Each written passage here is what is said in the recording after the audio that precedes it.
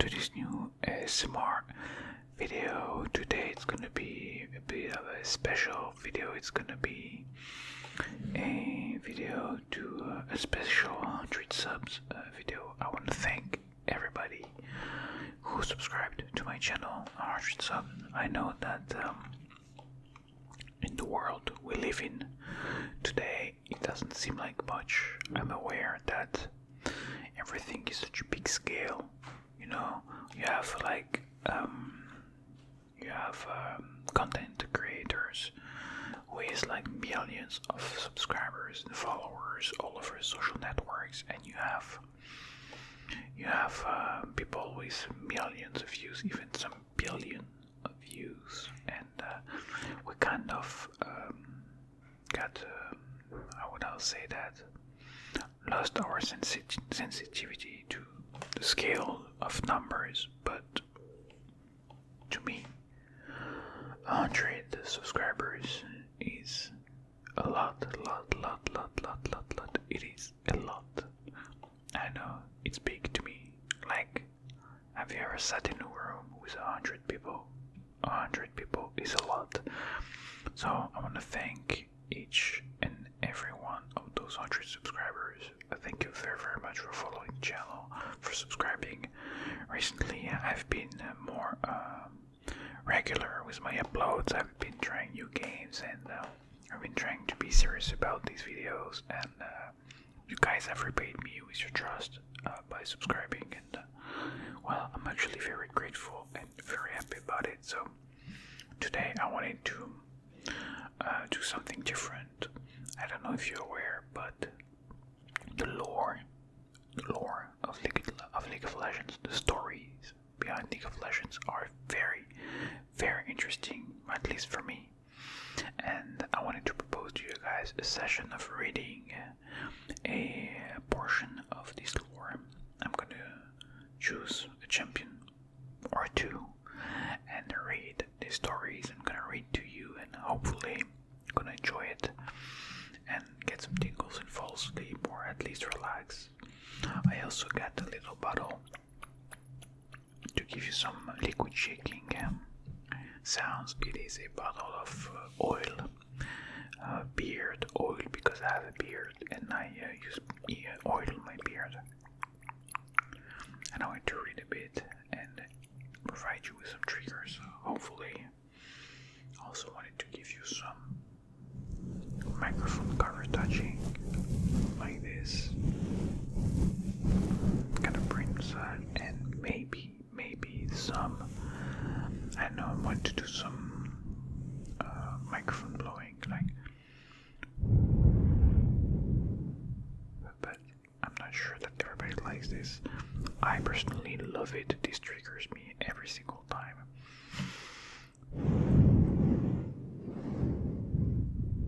But it's kind of a strong trigger, so maybe I'll keep it for another video, so I don't spoil the video for people who don't really like this because it's too strong. So let's begin.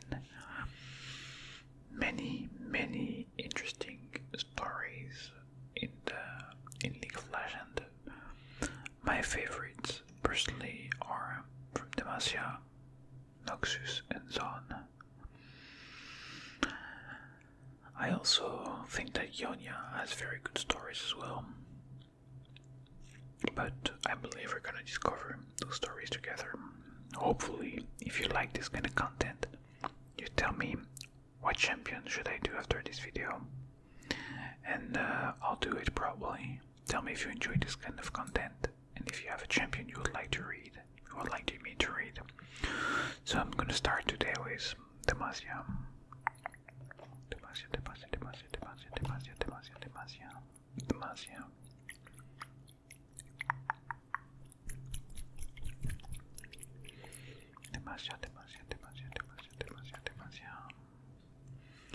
So, Demacia.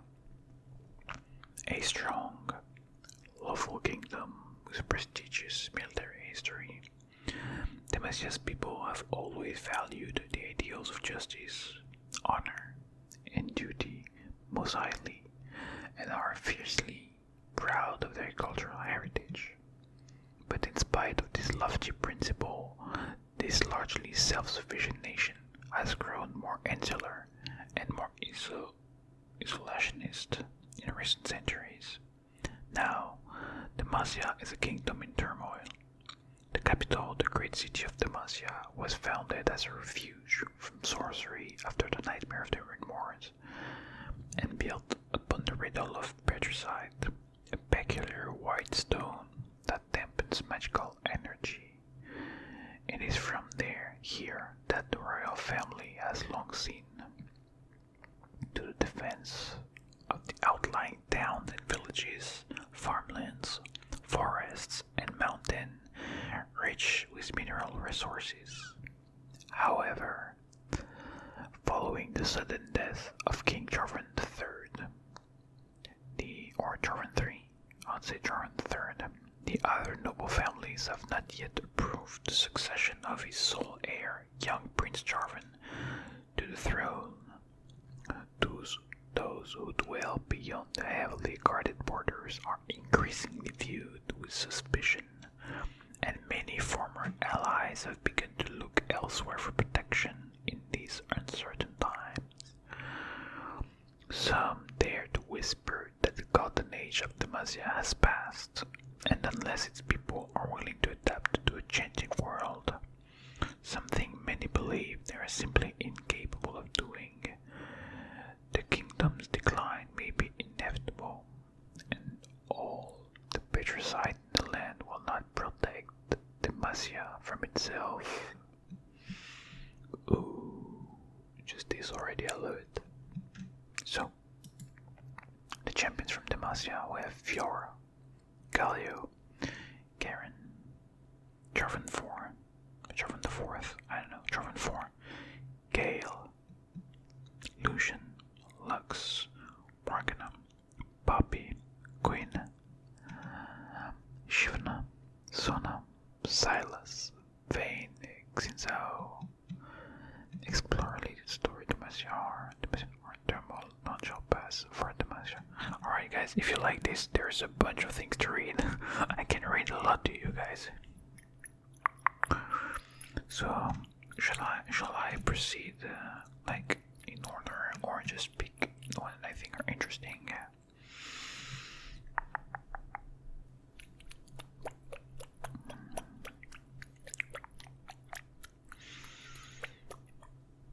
Personally, I have an affinity for stories with siblings. You know, like Garen is the brother of Lux.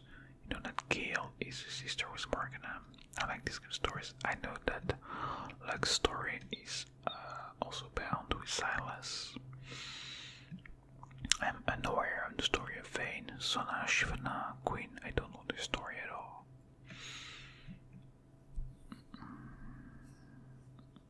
I think I'm gonna start with the almighty Garen.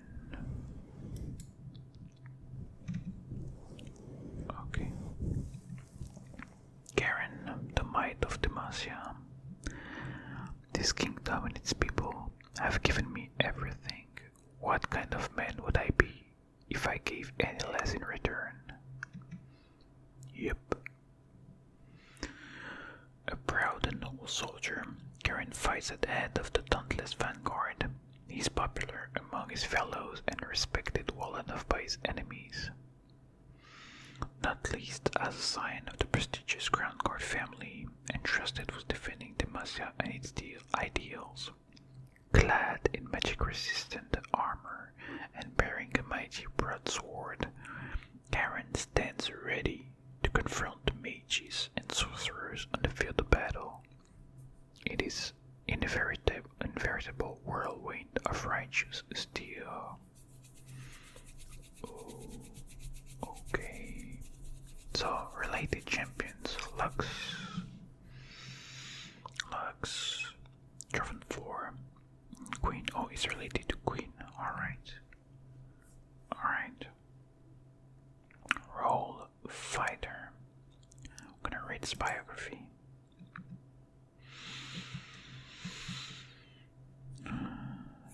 Born into the noble Crown Guard family along with his younger sister Lux, Karen knew from an early age that he would be expected to defend the throne of Demacia with his life.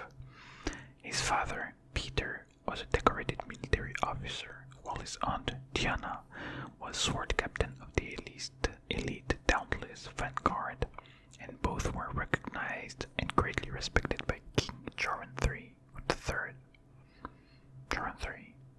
It was assumed that Karen would eventually come to serve the king's son in the same manner.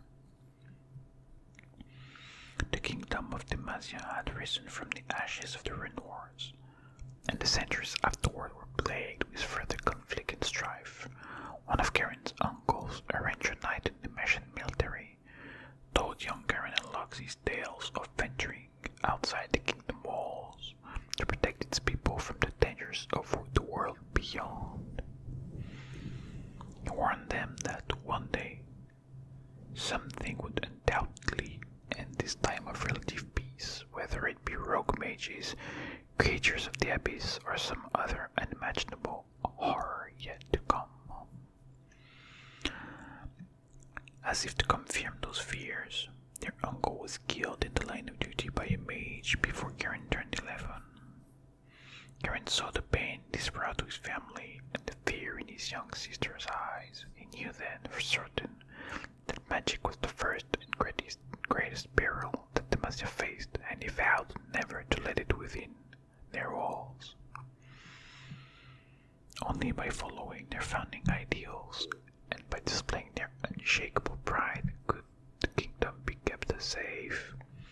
Well, you can see the hate Karen has for magic. I guess that plays out in the weird relationship that Lux has with her own magic and the fact that she doesn't show it to Karen. At the age of 12, Karen left the Crown Guard home in High Silvermere to join the military. As a squire, his days and nights were consumed by training and the study of war, honing his body and mind into a weapon as strong and true as the Messian steel.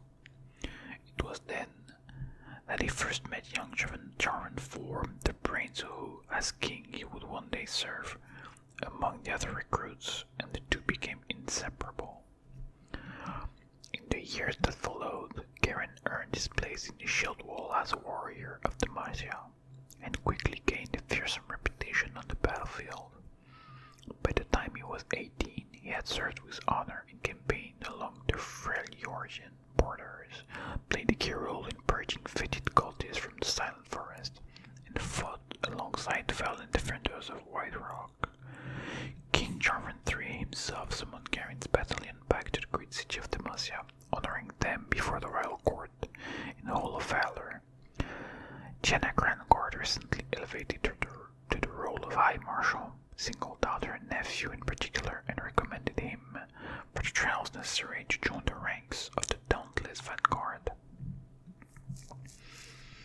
Karen returned home in preparation and was greeted warmly by Lux and his parents, as well as the common people living on his family's estate.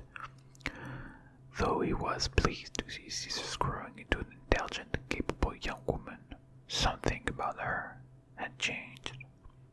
He had noticed it whenever he visited, but now Karen wrestled with a real and gnawing suspicion that Lux possessed magical powers, though he never let himself entertain the idea for long. The thought of a Crown Guard being capable of the same forbidden sorceries that had slain their uncle was too unbearable to confront. Naturally, through courage and skill, Karen won his place among the vanguard. With his proud family and his good friend, Prince Lukinon, he took his oath before the throne. Lux and her mother spent much more time in the capital in service to the king, as well as the humble order of the Illuminators. Yet Karen tried to keep his distance as much as possible. Though he loved his sister more than anything else in the world, some small part of him had a hard time getting close to her, and he tried not to think about what he would be forced to do if his suspicions were ever confirmed. Instead, he threw himself into his new duties, fighting and training twice as hard as he had before. When the new sword captain of fell in battle.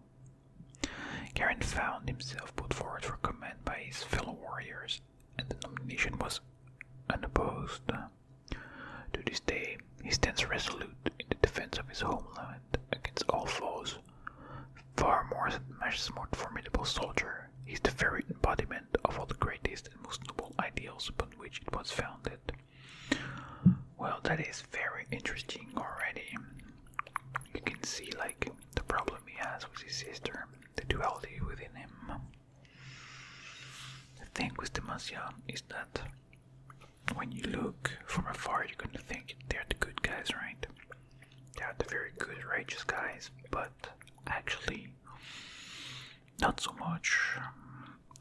Not so much. Especially when you look into the story of Silas, you realize that they're actually not such good guys. They're not like the bad guys, but they're not like the very nice guys at all.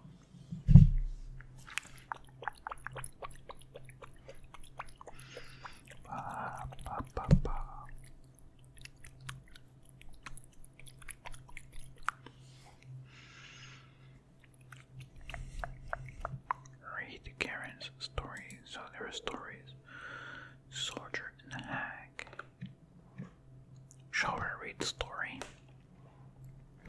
Okay. The soldier and the hag. The old woman pulled the rope taut around the Dalmatian soldier's throat. It attempted to speak, which was forbidden by the rules she had laid out. One more infraction, and she had the right to slice the head from his shoulders, and use his widow-beaked helm as a chamber pot. Until then, she could only tighten her grip, hope, and watch as the tendrils of memory leaked from his head into hers. Of course, she could just decapitate him whenever she wished, but that wouldn't be proper. Much could be said of the grey-skinned seer, but nobody could say she didn't live by a code, by a set of rules. And without rules, where would the world be? In disarray, that's where. Simple as that. Until I broke those rules, she would sit here, siphoning away everything he had, his joy, his memories, his identity, until she was done with him, and then slice. Chamber pot. A voice screamed out in pain somewhere near the entrance of her cave, one of her sentinels, no doubt. Then another scream, and another. Tonight was shaping up to be very interesting. She could tell he was unyielding. He was an unyielding fellow by the persistent slamming of his heavy boots to the wet cave floor, announcing his long approach. When the echoing steps finally fell silent, a handsome, broad-shouldered man stared at her from across the cavern, the look of grim determination of on his face illuminated by the dense dim torches. Rivulets of blood dripped down his breastplate. Even from the back of the room, she could smell something sour in his armor, some sort of acidic tang that calmed the magic flowing through her veins in a way she did not like. This would be an interesting night indeed. The knight, broadsword in hand, ascended the stone steps to the old woman's makeshift rock throne. She smiled, waiting for him to hold the blade up and bring it screaming down toward her head. He'd been for quite a surprise once he did. Instead, he sheathed the sword and sat on the ground.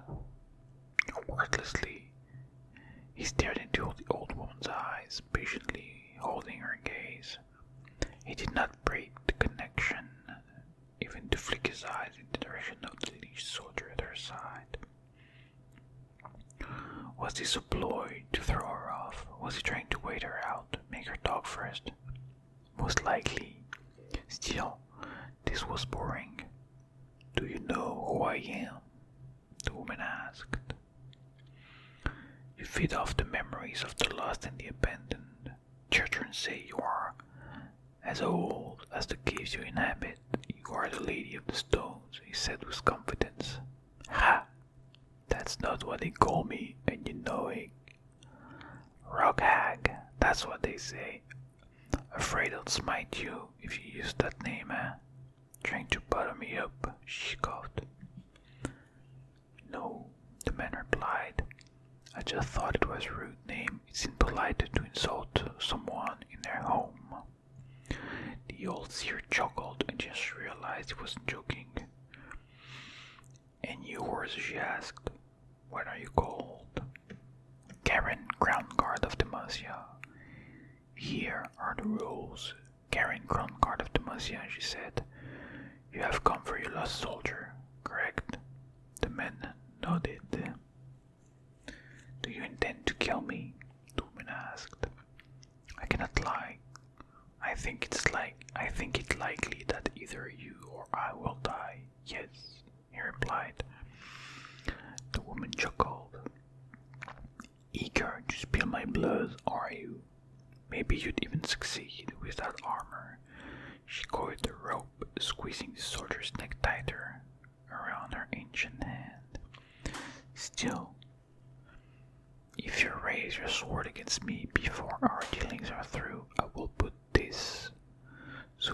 pull this so quickly you will hear the snap of his neck echo in your mind for the rest of your days.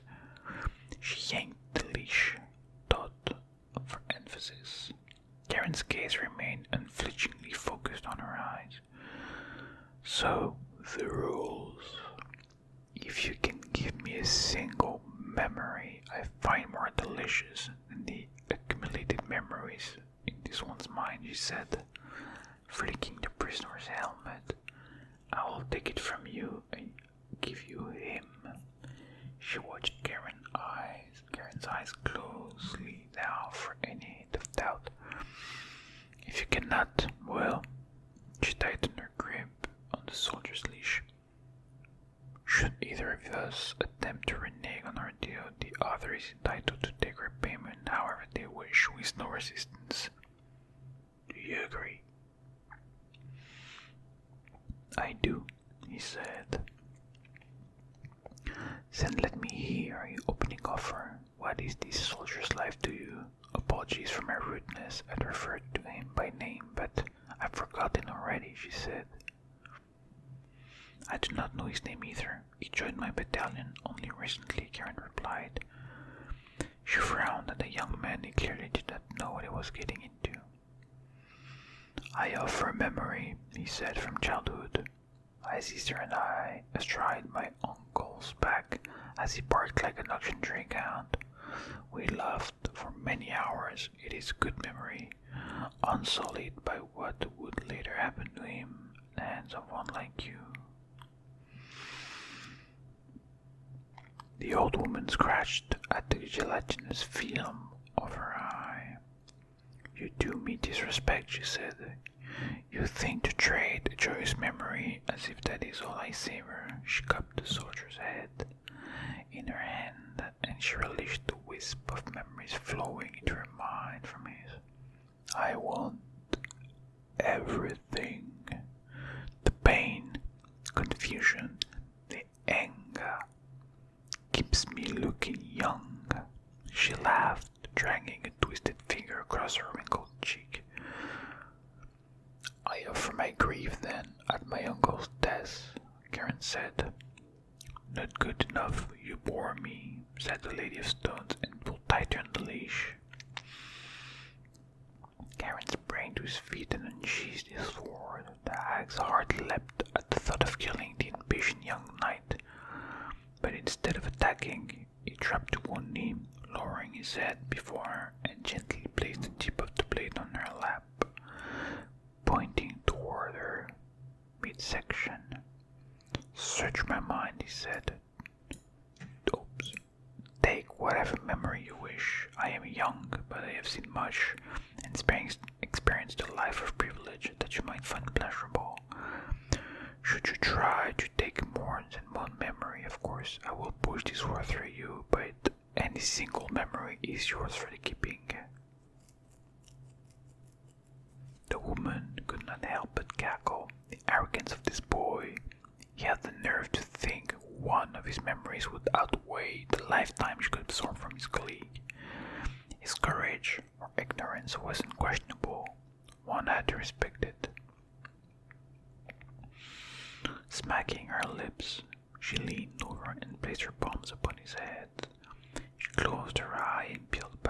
years of his mind.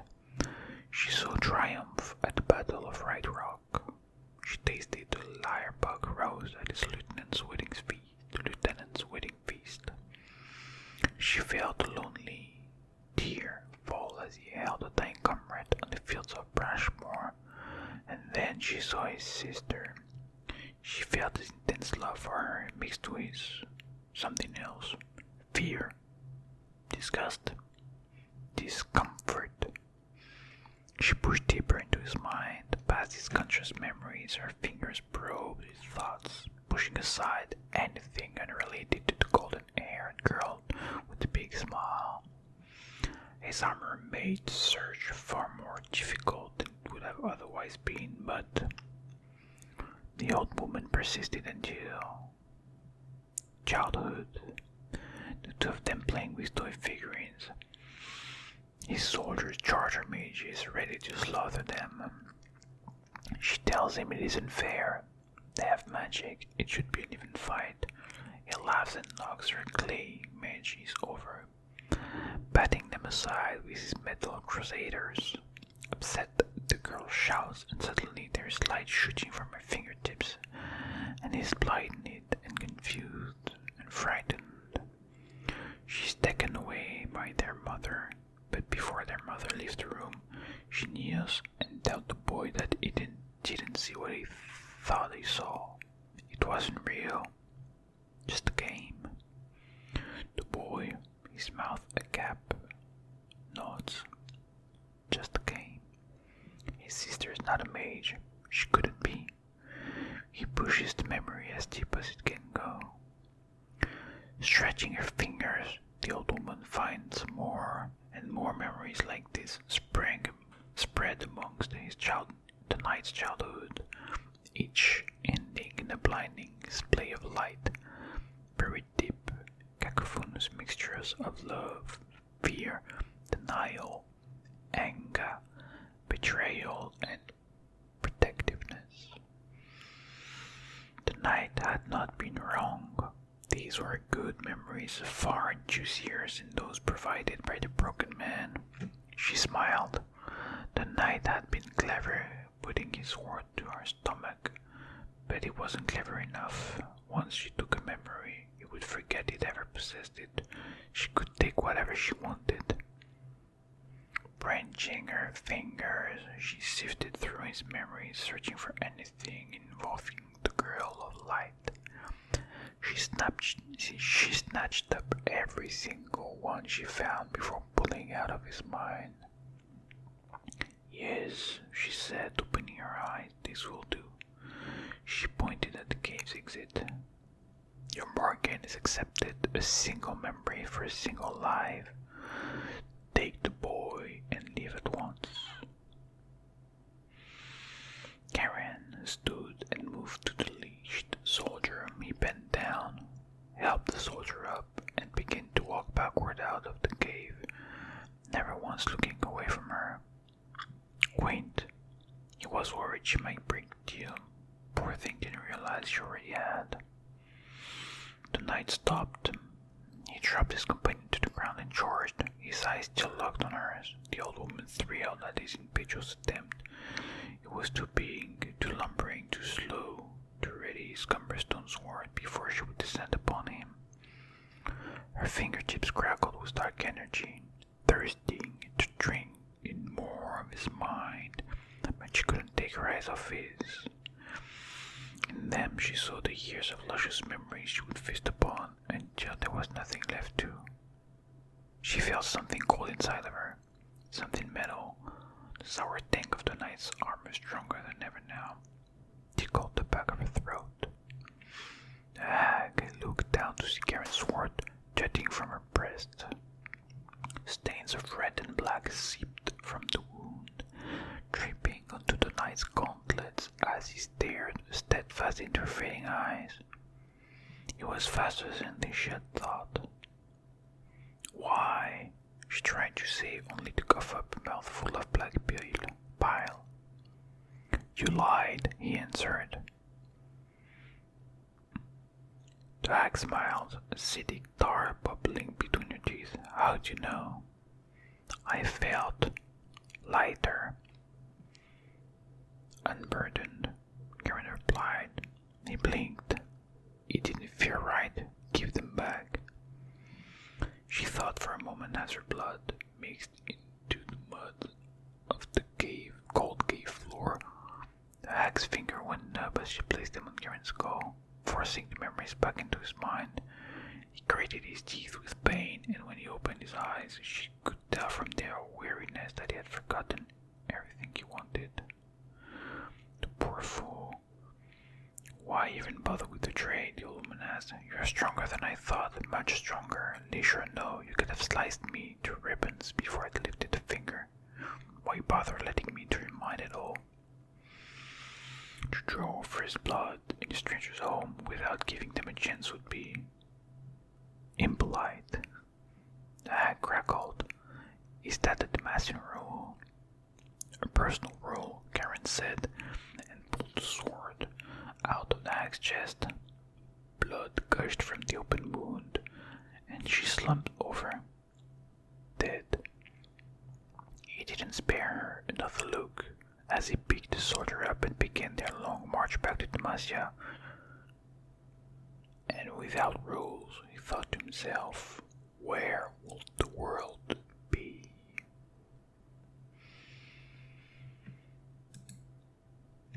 Damn, that was a nice story. This is back to his biography. Damn, very, very nice story. Does it make you want to read? Don't you want me to read now the Lux story? Damn. Guys, I hope you went to the end of this video. Or maybe, maybe I hope you fell asleep. I don't know. Anyway, guys, please tell me, did you enjoy this? I hope you did. I really want to read to you now Lux's story and every other story there is in the lore of League of Legends. I really enjoyed reading this. I hope you did too. I'll see you soon. Sleep tight. Bye bye.